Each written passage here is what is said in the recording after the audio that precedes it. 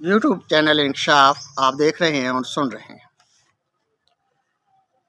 Programme खबर की खबर लेकर प्रोफेसर अमजद नज़ीर नाजुक गोबर टैक्स के बारे में अपनी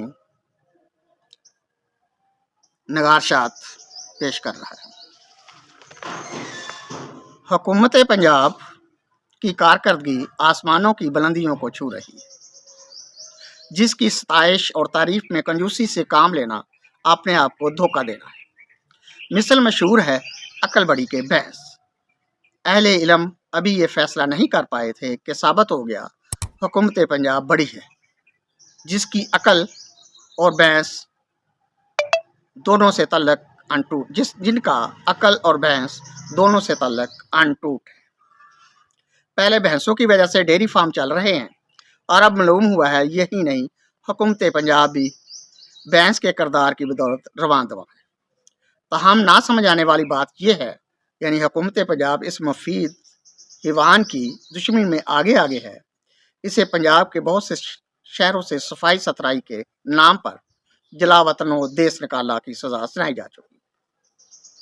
भैंस जो कभी शहरों में भी पाई जाती थी, अब शहरों के मसाफात में पाई जाती है, जहाँ से इसका दूध शहरों में पहुँचाया जाता है। वो खुद तो शहर से बाहर निकाल दी गई है, मगर उसका दूध शहरों में इंसानों और इंसानों के बच्चों की परवरिश कर रहा है। बकरी के बारे में कहा जाता है वो दूध देती है, और मेंगनियाँ भी।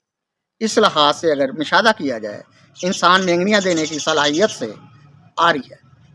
कहने को बहुत बड़ी रूए ज़मीन की ज़हीन मखलूक है, अलबत्ता इंसानों की बनाई हुई पंजाब हुकूमत इस सिफते मेंगनियाँ से महरूम नहीं। सरकार पंजाब ने तो मेंगनियाँ दे भी दी हैं, वो भी गोबर की शक्ल में। शायद ये ख्याल किया जा रहा है कि गोबर अपने आने वाली भैंस का दूध कारआमद है। सरकार को मेंगनियाँ उसे कारआमद हो जाएंगी। वज़ीर आला को जहाज़ खरीदने में मज़ीद आसानी हो जाएगी। सरकार का मनसूबा गोबर टैक्स नफाज का भी है। गोबर सिर्फ भैंस का नहीं, गाय का भी होता है।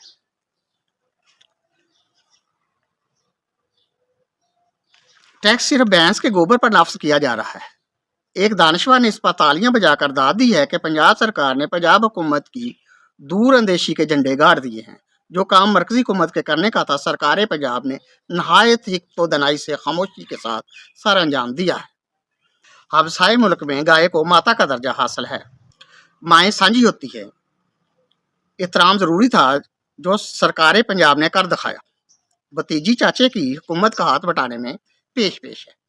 इस तरह के इक़दाम से मुल्कों के पड़ोसी मुल्कों के साथ इज्जत के रिश्ते कायम करने में खातर खा इजाफा हो जाएगा। सरकार को माली और अखलाकी फ़ायदे हासिल होने की तवक्को है। गोबर टैक्स के नफाज नीज़ अवाम की सहूलत के लिए वज़ा करदा असूल ये असूल हुकूमत की तरफ से। नंबर 1, भैंस के भैंस का बच्चा पैदा होते ही गोबर टैक्स का नफाज अमल में आ जाएगा। तहम बच्चे की उम्र के साथ साथ टैक्स की शरह में इजाफा होता जाएगा।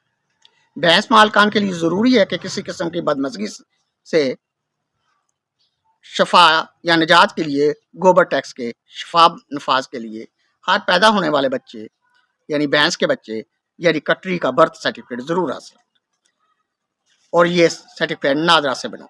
नादरा को इस सिलसिले में पहला सर्टिफिकेट मुफ्त बनाने के आर्डर जारी कर दिए गए।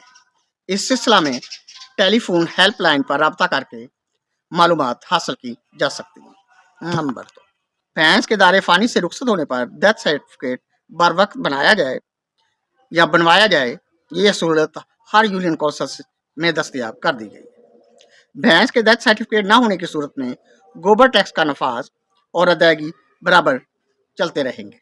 नंबर 3, भैंस के फ़रोख्त होने की सूरत में फ़रोख्त और ट्रांसफ़र मलकियत का लेटर जारी किया जाए, जिसकी फ़ीस भैंस की बाजारी कीमत के तयन के सिर्फ 2% होगी, और ये फ़ीस बैंक में जमा करवाई जा सकती है। इजी पैसा से अदायगी भी काबिल कबूल होगी। भैंस ट्रांसफ़र लेटर के नए बनवाने पर भैंस फ़रोख्त करनेदार और ख़रीदार दोनों दुगना गोबर टैक्स ता वक्त ट्रांसफ़र लेटर बन जाने अदा करने के पाबंद हो।